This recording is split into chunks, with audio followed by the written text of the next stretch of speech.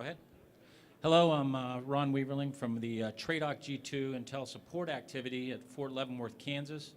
TRADOC, as you know, is at Fort Eustis, but they have a significant analytical arm at Fort Leavenworth there because that's where the doctrine writers for the Army are in terms of training doctrine, leader development doctrine, and education doctrine.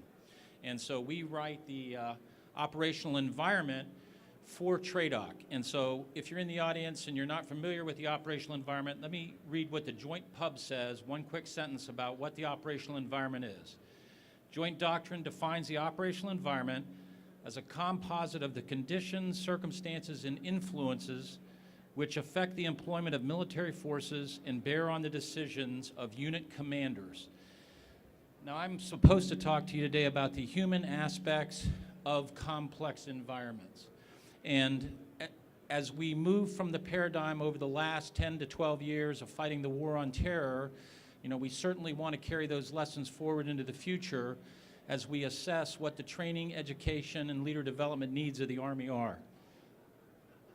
And so there's all kinds of actors in the environment. We have certainly friendly, neutrals, people that have malicious intent towards us. They could be criminal organizations, and those who are threats to U.S. Army forces, they have to have a capability and an intent.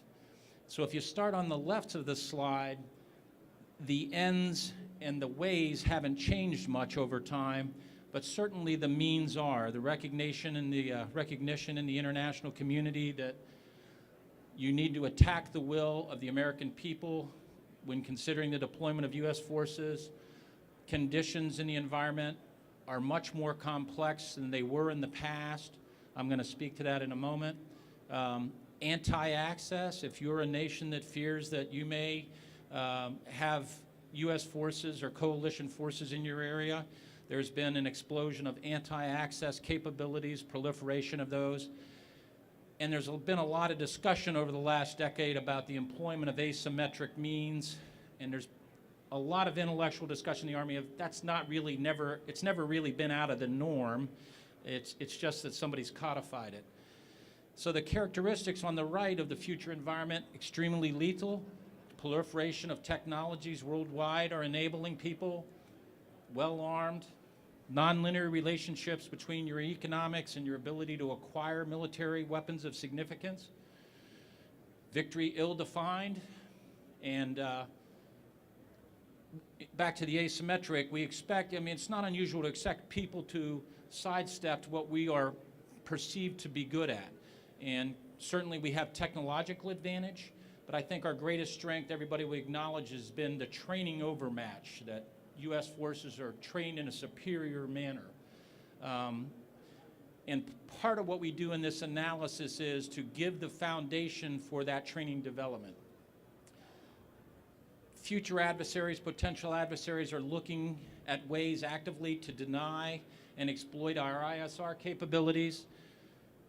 Cyber, if the Chinese and the North Koreans are actively schooling cyber units. And Foreign Military Studies Office at Fort Leavenworth, if you haven't read any of Tim Thomas's books on the Cyber Dragon, you need to go to that website and download those. He's been out in front of that for about a decade. And so there's unforeseen acts from, potentially our actions. And so when you go to the center of the chart, even those people that are friendly towards the United States and our intents can have competing goals that may interfere with what we're able to do. And so we can see criminal organizations, terrorist organizations, and just opportunists. Next slide, please. This rather complex, esoteric slide, on the left, top left there, and to get to the heart of what this discussion was about, was in a less complex environment, and we won't argue that every environment's complex. If you're somebody that's being shot at, that's pretty complex. We had rule of law, recognition of land warfare rules of law, and so that's fairly less complex.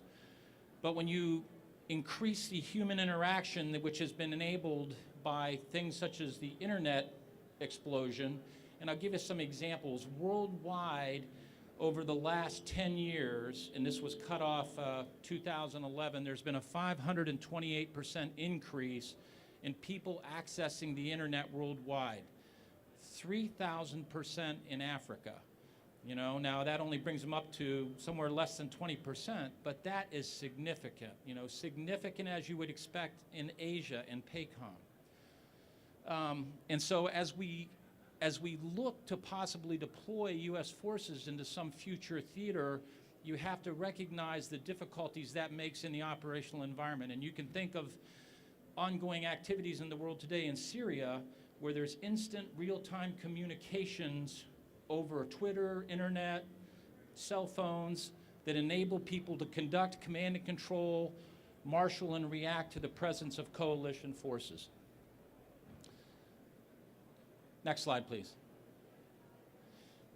You know, I mentioned the fact that, and I'll throw it on the ground here, I mentioned the fact that we're required by the TRADOC commander, our organization, the TRADOC G2, to every 2 years publish the operational environment. Our estimate, somebody has to do it, right? Our estimate of what the operational environment is going to look like for the next 16 years. And General Cohn has recently signed this. It's dated August. If you stop by our booth over there, the Future Operational Environment on the left side of the Army booth, we can give you a CD that has this on here. And this is our crystal ball of potential crises in the world at an unclassified level.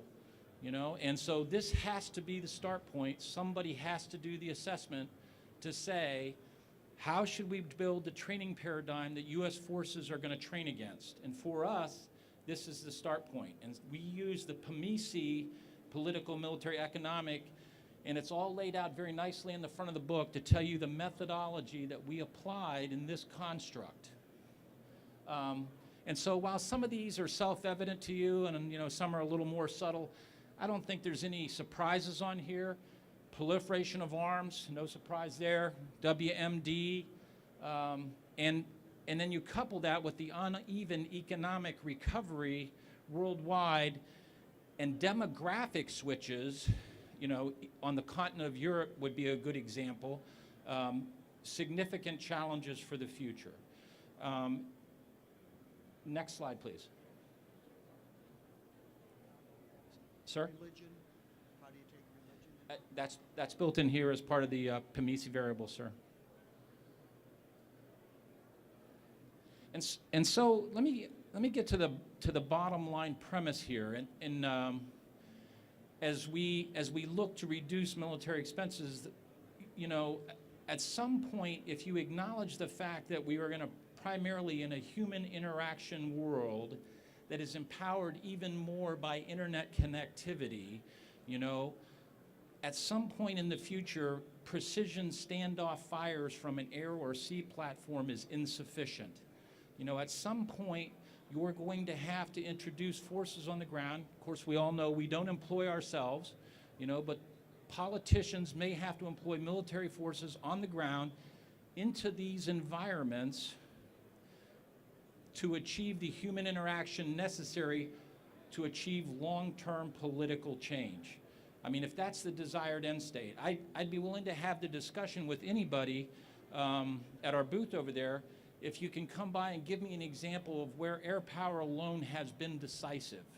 You know, I had our analysts do a study on this 6 months ago, and I would just say this, the jury's still out on Libya, okay? And you can't, nobody could give me a solid example. It works best when, you know, they're together, the application of air power and the introduction of ground forces. And as was pointed out to me ahead of time, there are instances where you employ, obviously, U.S. forces for issues other than combat, humanitarian relief. It's just the recognition of the complex environment is more so by internet connectivity and the ability of people to communicate real time. Questions, pending your questions?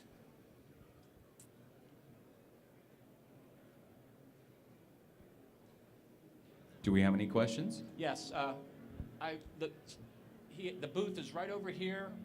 In the direction I'm pointing at the end of the Army booth. It says the future operational environment. swing by. We'd be glad to give you a briefing on the operational environment, this assessment that we do for the TRADOC commander, and how we specifically walk that into the decisive action training environment that the trainers then use to describe the training environment for the Army.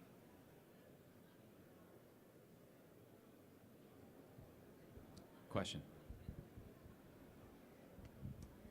Yes, you identified training at the unclassified, I'm sorry, this was in our conversation, but very relevant here. Identified training at the unclassified level. Do you differentiate between the unclassified level for NGOs and the unclassified for official use level for military only?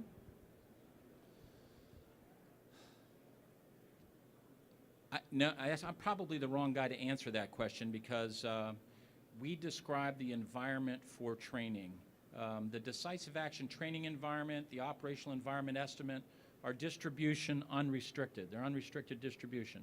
So, you know, we will provide those to everybody. They're unclassified. And they're, you know, an analyst's view of how that environment has to be described to achieve the training overmatch that we already have.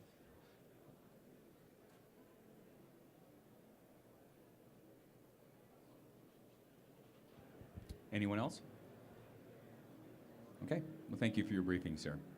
Our next briefing will begin in approximately 15 minutes.